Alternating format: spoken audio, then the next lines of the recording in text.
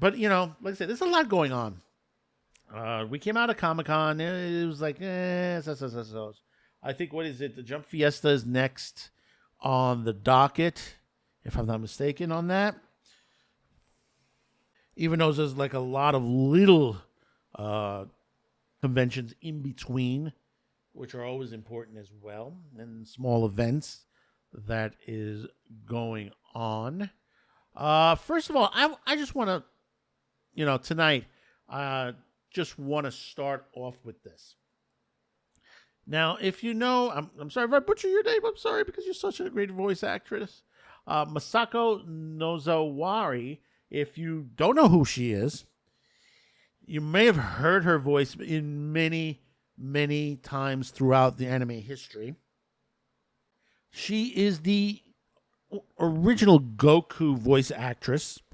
Yes, Goku's voice actress by a woman, for those of you out there, and a great voice that she's been doing this for many, many years. Well, she's become the first voice actress to receive the prestigious Cultural Merit Recognition.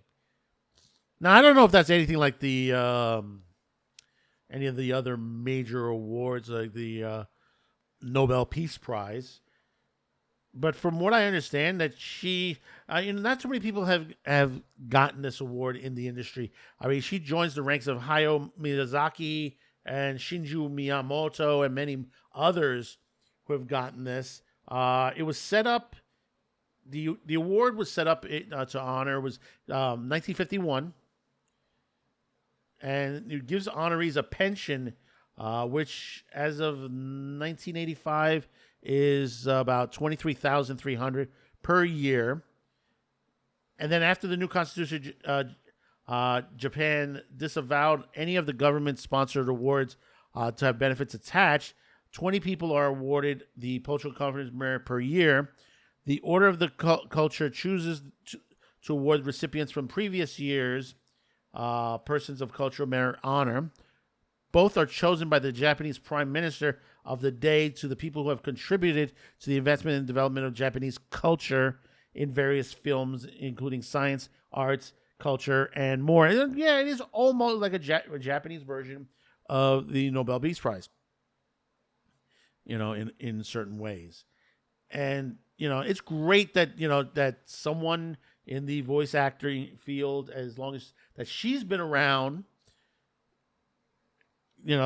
that she's been important to anime. Very important to anime, especially to Dragon Ball. It's like I said, I've been watching Dragon Ball since I was a kid.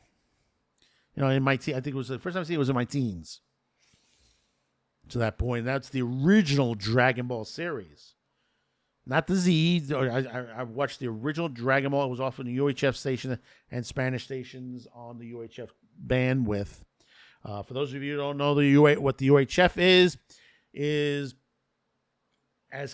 before cable TV came into life, you had VHF and UHF.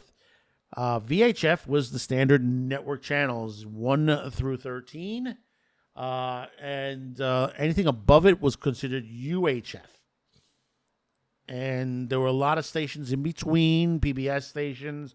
Like if you're in the tri-state area of New York, you had PBS, you had New Jersey stations that they shared on there, some unusual independent stations. Now, the company that I used to work with, the studio that I worked with in New York, right here, that did all the public access work, also had a couple of UHF stations in New York City and down in, I think Miami, was in Miami? Yeah, down in Miami, Florida as well. They were broadcasting down there as well. Yeah, mostly what they had was a lot of the multicultural language shows that they showed on the, and some of the telepsychics ones back then. Those days I do miss. I tell you, I miss the public access days. It was a lot of fun, a lot of energy to that point. I mean, these days, like I said, it's a little easier to do these type of shows now. The way things are via the internet and all that. But back then, we used to have the higher studios that had access to broadcast networks. So here we are today. We're our own broadcast network. But again, congratulations to Masako Nozuwari. And hey, listen, let's see. Hope they do a couple more on there. But meanwhile, some other things that are going on. Right now, coming up in literally, what are we talking about? Looking at the dates. Would be about 3 weeks. It'd be 3 weeks to the day. There is a anime movie that hasn't been seen in quite some time. It's gotten a restoration. It is a fantastic anime.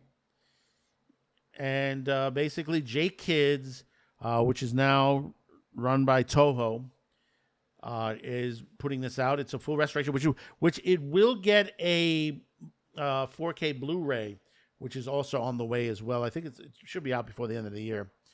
But on November 12th, there is an early screening for this, and then North American theaters will have it on the 19th and the 20th. You can get access, ticket access via, let me see, who's this? Yeah, if you go to J-Kids, they'll be able to sell you the tickets. They'll switch you over there. And the movie is called Angel's Egg. And it's from Marumuru Oshii and Yokotake Yamamoto. It is a beautiful, when we talk about art, this is what we're talking about. The art of anime. It is beautifully done. It's going to be in Dolby, which that's going to be a first for it. And it's finally, this is one of those animes that needed to be released. Yeah, that's right. It needed to be released. And, it's been a long time coming, and we're finally going to get it. And it's going to be coming very soon to that point. And then meanwhile, on the other hand, as far as newer series, we are about to get the next season, and it's for 2026, of one of the most insane animes, rom-com, ecchi anime, harem, however you want to categorize this series. 100 Girlfriends Who Really, Really, Really, Really, Really Love You has gotten a season 3 order. And and the thing about it is, I love some of the comments on there. When the announcement made, they go, "Is this a hentai?" I said, "No, it's not a hentai. No, ecchi will be about the closest you get to it. I would say rom-com ecchi with harem. Let me refresh myself. Rom-com, harem, ecchi anime, and it is really good. If you have not seen this yet, it is." The first 2 seasons, it is really funny. I was just talking about it the other day. I was on Discord, the after show with Sci-Fi Snob, and I was talking about this, and I said, you gotta watch this. I mean, it's funny. And he says, well, is this like close to porn? No. It's like, it's not that. It's the main storyline itself. Is about a young guy who basically has always been, had problems getting a girlfriend, finally getting a girlfriend, doesn't realize that the God, and is told by the God of love that he's accidentally stamped him, that he will not just get one, he will not get 2, not get 5, not get 10, but 100 girlfriends. What's a guy to do? And each one of these girls have some sort of quirk. I mean, you have like one that has one of those eating quirks where basically, I mean, she's not fat or anything. She's very thin. It's sort of like eating competition type situation. So she's thin and basically she can eat whatever. And then you have one that's a scientist that's always messing up her formulas to that point. And then you have the MILF Cougar on there. Her daughter and her mom are his girlfriends as well. And you have a maid. You have an athletic girl, and and this is just continuing on and on. You got a girl that's shy. She's a little bookworm shyness to the point. And each one of these girls become his girlfriend. And it just keeps growing and growing. And the thing about it is, well, can't he just refuse them? Can he? No, unfortunately, the story itself holds to the point. A broken heart, can hurt you very badly. In his case, and he's told by the God of love, he says they could die. So he has to take them on as his girlfriend. Whatever he does, he must take them on. So he has a real problem ahead of him. So I think, what is he up to now? 15? I think he's up to 12 or 15. I forgot how it ended onto that. But it's as far as the number goes. But as far as what's going on, this has been really, really good. They did a reinterpretation of the manga for the end of season 2, which was, fantastically done. And if you get a moment, check that, that season finale out. It was really good on there. But looking on over perspective, that this is one of these animes that is not to be missed, no matter what people say about it. And they look at it and they said, well, it's disgusting that he's getting all these girls. It's a harem and all that. Well, that's the joke. That's in a way the joke. Some of these series are in a comedic sense where the guy gets a lot of girls. You have some of these izakais, these harem types that basically, okay, the guy's getting a lot of girls.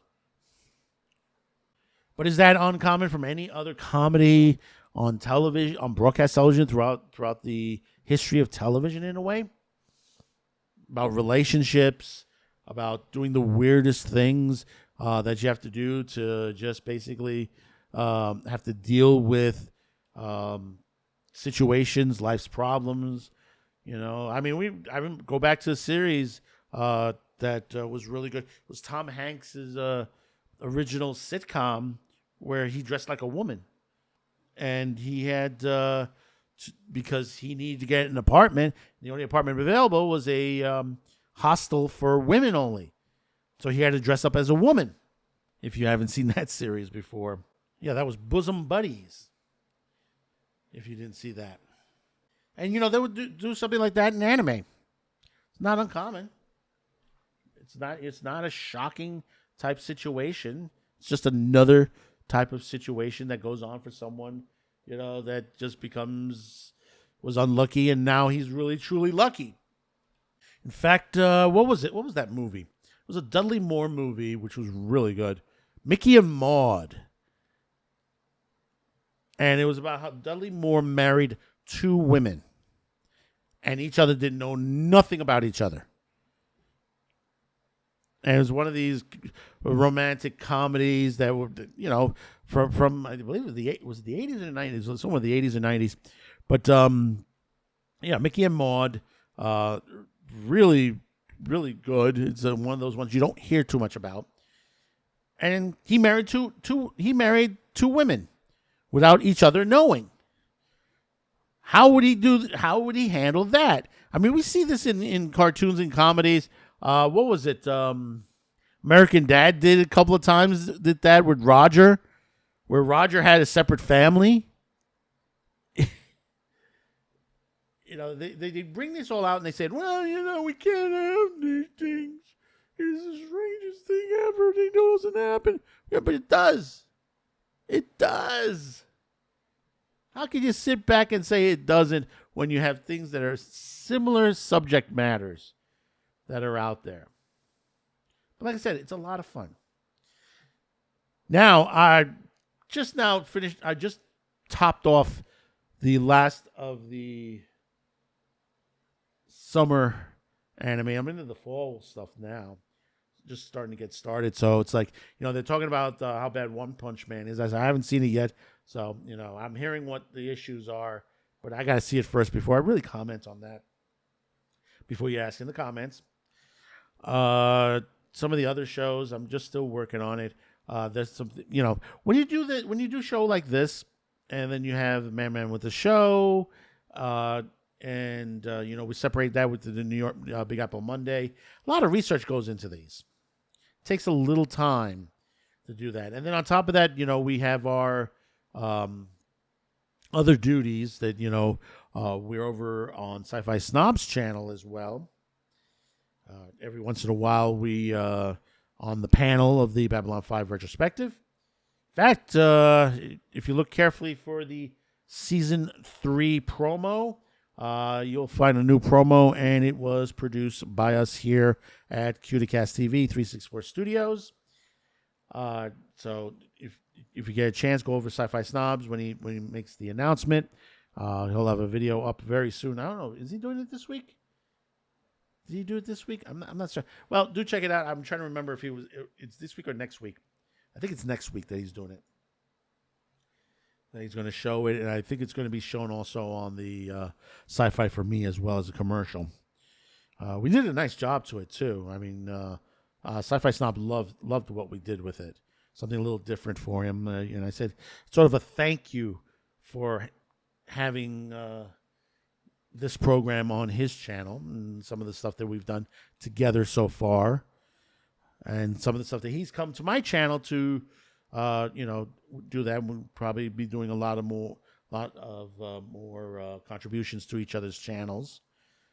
To that point, it's a lot of fun. Like I said, it reminds me of the old. Like I said, it reminds me of the old days in my public access where we all work together. And that's the way it's supposed to be. That's why you've seen a lot more content creators joining forces right now. And, just now, what is it? Geeks and Gamers, That Park Place. And I forgot what the other website that now that they're joining together to bring some new content. I mean, they're not becoming one company. They're just basically going to be working together content-wise. One more subject matter before we get into the main topic today. If you're familiar with the anime Claymore, it's a real good anime on there. Some bad news. Crunchyroll, it looks like they're removing it from their streaming site. So right now, there's nobody streaming Claymore. And before you say, well, what about Roku and all that? Those were all links to Crunchyroll. The only alternative you have is basically getting it in physical media, which, if you can get it, it's well over $200. I think I've seen it as high as $300 to $400 on eBay. And most of the other sites, they're either out of stock or waiting for a refill on it, which may not happen. We know that from the Tron debacle to that point. So, and see, this is the other reason why, one of the reasons why, a lot of people, a lot of anime fans and manga fans, they go straight right to pirated sites.